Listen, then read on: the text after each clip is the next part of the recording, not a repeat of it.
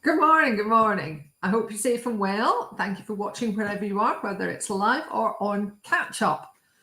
Right, the weather at the moment is actually dry, sunny, due to be a lovely day tomorrow, and then it's turning cold again on Sunday. Well, of course it is. This is Yorkshire. Right, what have we got for you today? Well, this week's Chemicals Coffee Time email newsletter is absolutely jam-packed with EU changes. We have made it an EU-only version because it's so filled with, I would say good things, but I don't know if they are really. It's just as we were expecting. First of all, massive news. The EU CLP Legislative Act did go through on Tuesday, and we do have a text for you. Now, I'm just putting the link below this video now.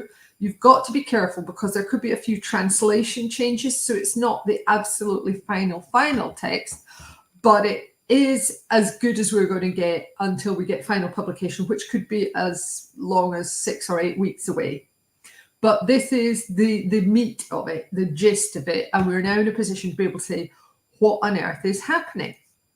And the answer is there's deadlines for things coming in which are quite strange. We've had things that were removed first of all, were put into CLP and then were removed when it went to committee, and which have then gone back in again, which is very frustrating. So we have been left with some of the annoying labeling stuff, which nobody really wanted. Now, Ali has gone into enormous detail on the minimum font sizes, the 120% distance between the font size, text must be black on a white background, single font, no serifs, all that kind of thing.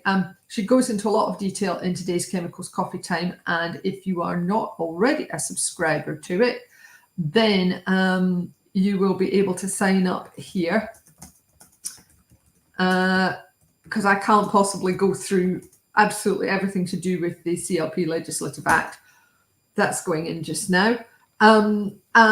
If you sign up just now, be aware that the newsletter will not turn up until 9:30 today, which is the time which the email one goes out.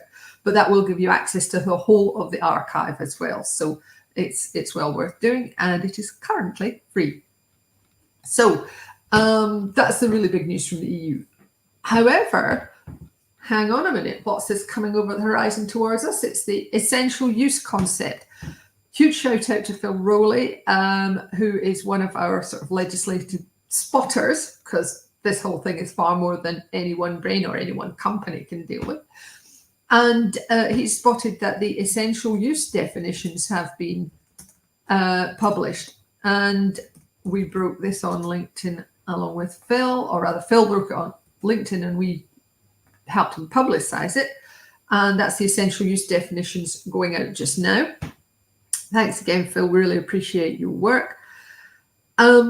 And again, that's a big deal for the chemical industry, because you're going to have to argue the toss for, yes, we do need sodium hydroxide, and no, it can't be replaced by anything else. And that's a bit of a silly example, but you know what I mean. For certain things that are hazardous, we are going to end up making a case for why they are essential, instead of it just being assumed that they are essential. I think this is the Code Napoleon, the Salic law that Code Napoleon was derived from.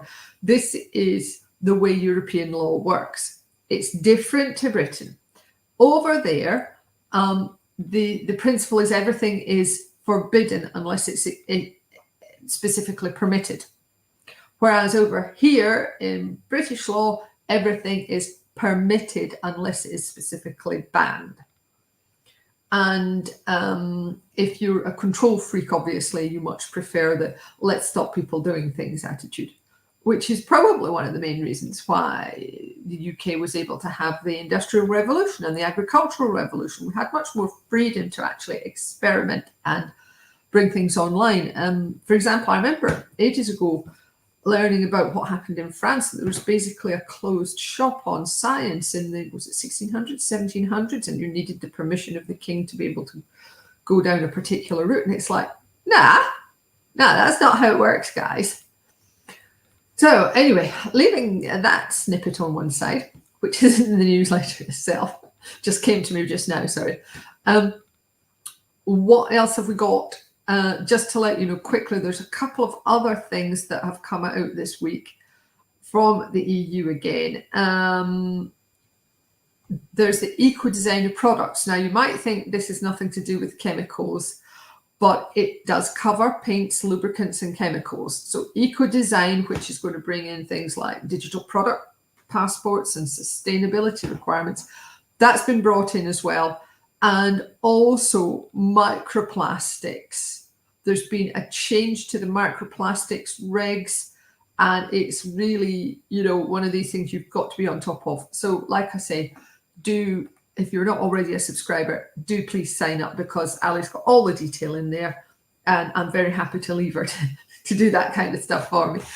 But yes, all these things that are almost attacking the chemical industry in the EU and have the potential to affect every single company which is selling chemicals into that market, even if we're not domiciled there.